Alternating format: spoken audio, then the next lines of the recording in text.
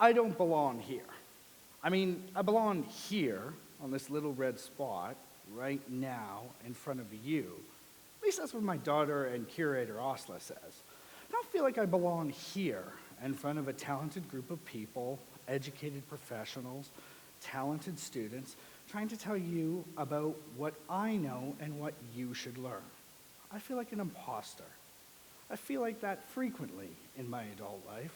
I felt like it as a teacher, I felt like it as a coach, and now, for this particular evening, I'm going to feel like it as a speaker at TEDx.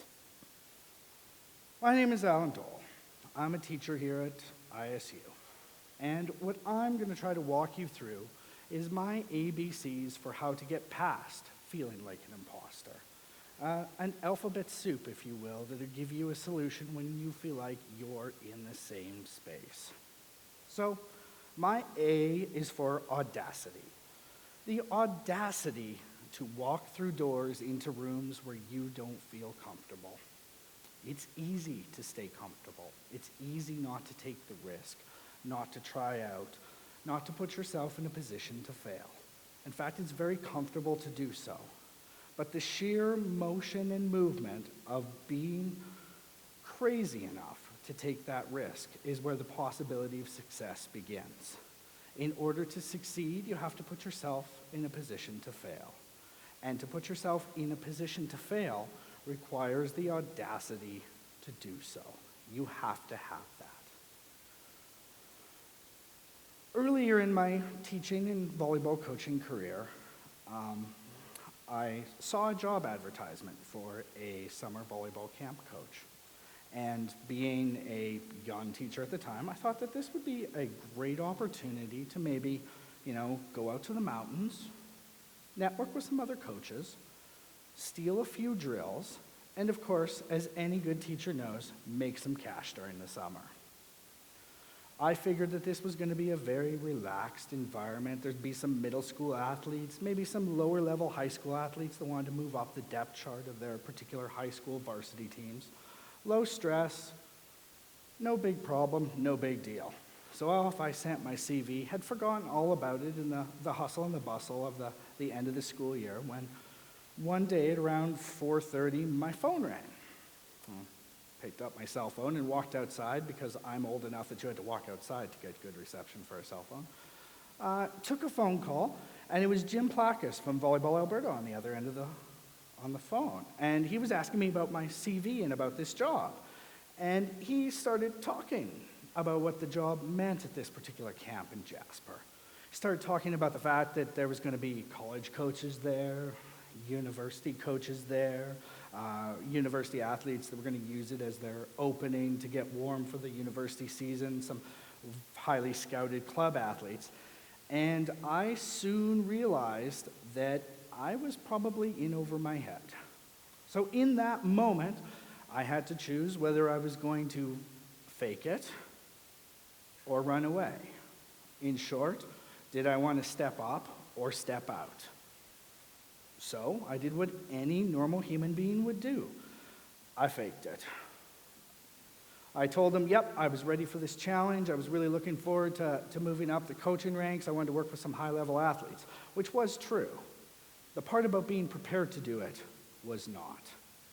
So off I went, got the job, went out to Jasper, and that first coaching gig at this higher level allowed me to work with some amazing athletes, some amazing coaches, some that I stayed friends with for my entire life. Got to work with athletes that went on to successful college careers, and it set me on a path that was even better, a path where I've now connected with multiple athletes that have gone on to play college ball. I've worked with players that now playing on national teams, and all of that was because I had the audacity to walk through a door into a room I probably never should have been in. My second letter is B for belief. To be clear, I want to talk about the belief that we have in others, not the belief we have in ourselves. That was already covered with audacity. Okay?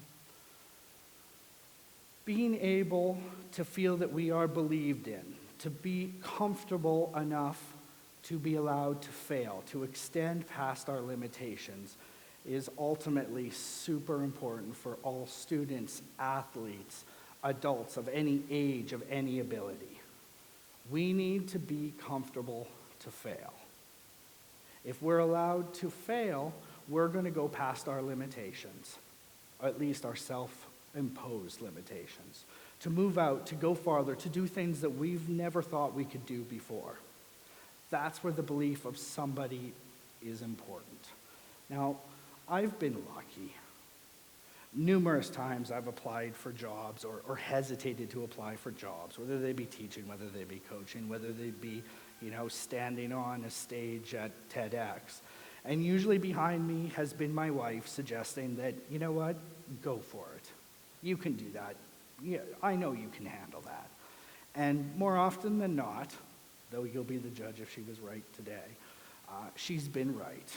She's actually a much better talent evaluator of me than I will ever be of myself. Now, most people, or some people anyway, do not have the luxury and the luck that I have to have a supportive wife and family behind me.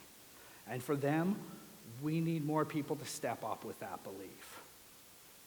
We need more people finding what people can do as opposed to what they cannot. That belief will move people forward. That belief is cumulative. So, numerous times as somebody who's coached a lot of different age groups from 9 up till 21, players will have their first with me as a coach. The first time they've ever got to serve in a match. The first time they've ever faced a game point. The first time they've served overhand. The first time they've done a jump serve. The first time they've done it quick, or any number of hundreds of different skills in different sports. And in most cases, they're terrified. They don't know what their actual skill level and their ability is. They're just worried about making the mistake. And I've had the opportunity to give them a little bit of belief, to give them permission to fail, to go beyond their limitations. And in the moment, it really only has two possible outcomes. If they execute the skill, they've just gotten the feedback that yes, they can. Mission accomplished. Well done. If the skill does not succeed, I take that risk, that blame for them.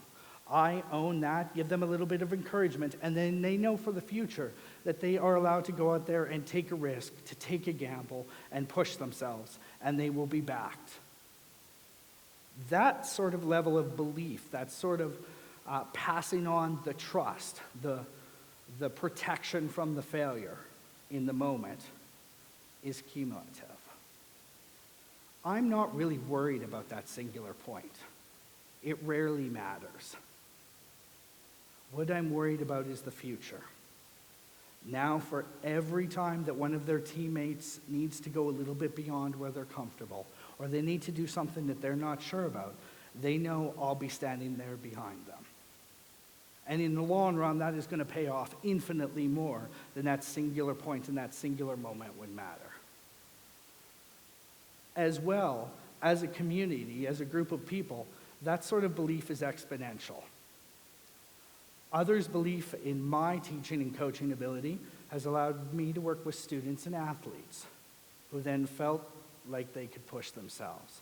And they've become coaches, and they've become teachers. And now they're working with another generation of students and athletes and passing that belief on and on and on and forward. So the rewards are both cumulative and they're exponential. So when you have an opportunity to tell somebody that you believe in them, take that opportunity. Finally, there is consistency. We love social media, and I have a sneaking suspicion Mr. Todd will be talking about it later with you. We love the instantaneous gratification. We like being able to see the amazing. We love the last-minute goal. We love the buzzer-beating basket. We love the amazing save at the last moment because it translates well into social media now. We like the likes. We want to see the highlight clips on YouTube. We want to see the amazing, the exceptional. But that's not what actually gets you beyond the fear of being an imposter. The consistency of the hard work day in, day out, over and over is what's going to lead you to success. It is finding a few extra shots in the gymnasium beyond the three-point line to get a little bit better. It is the morning workout on your own to get a little bit more fitness. It is the studying in the back of the Uber on the way to the airport to achieve that little bit more. That consistency of action, of intentionality as a student, as an athlete, as a professional, is what's going to lead you past those fears of being uncomfortable and allow you to be successful in your space. I was watching, admittedly, an Instagram reel. I'm sorry, Mr. Todd. Doom scrolling a little bit before dinner. And there was a press conference with an American football coach.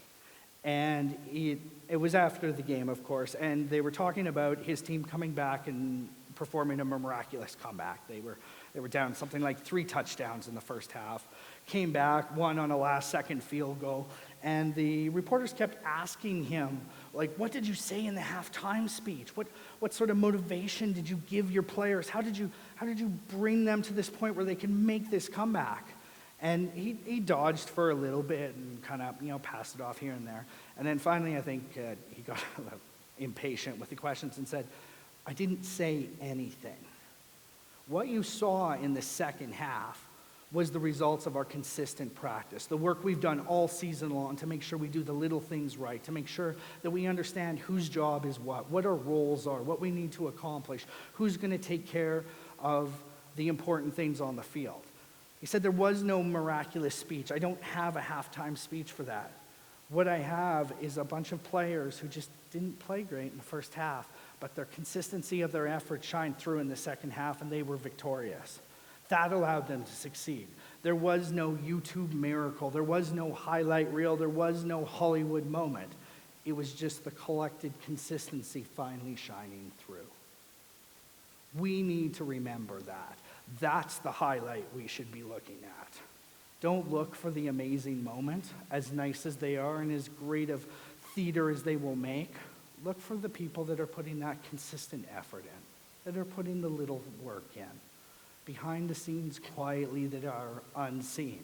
And when you see those people, let them know that you believe in them.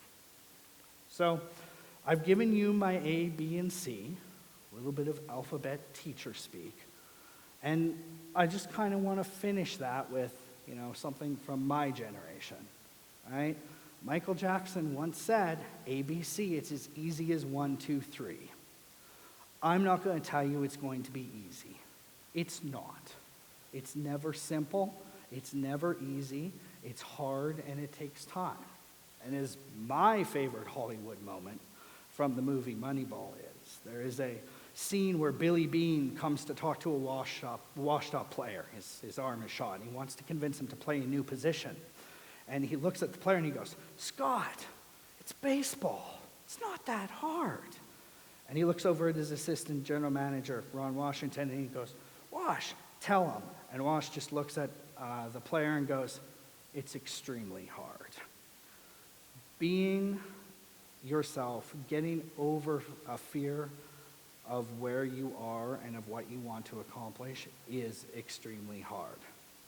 But if it was worth doing in the long run, if it was worth making whatever it was, it's probably worth faking along the way. Thank you.